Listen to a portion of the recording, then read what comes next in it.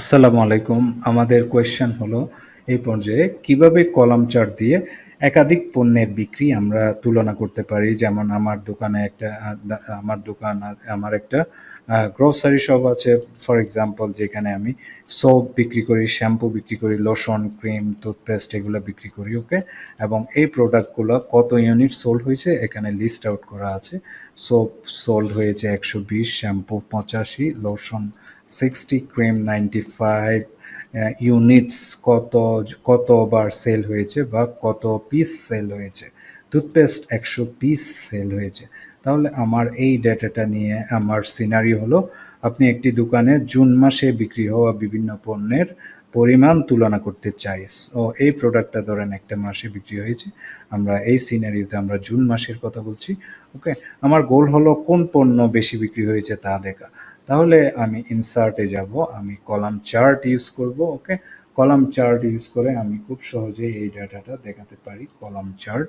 এবং এখান থেকে ক্লিয়ারলি ভিজিবল যে সবচেয়ে বেশি সেল করা পণ্য হলো কি সোপ, তার সবচেয়ে কম চলেছে কি লোশন। ওকে, তাহলে এই ডাটা থেকে আমি আমি একটা একটা আইডিয়া বা অনুমান করতে পারি সবচেয়ে সবচেয়ে সবচেয়ে বেশি চলা প্রোডাক্ট কোনটা, সোপ বা সাবান। ওকে, সোপ কত কত ইউনিট সেল হয়েছে, 120। এর পরের স্থান কার কাছে, টুথপেস্ট।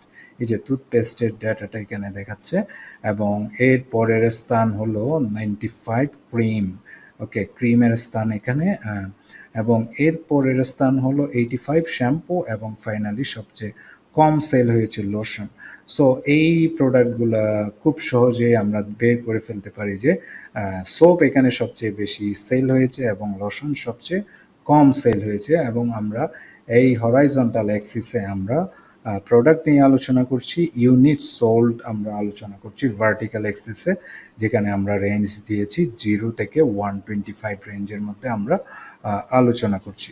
আশা করছি বুঝতে পেরেছেন কিভাবে আমরা কলাম চার্ট দিয়ে একাধিক পণ্যের বিক্রির তুলনা আমরা দেখতে পারি খুব সহজেই এইভাবে।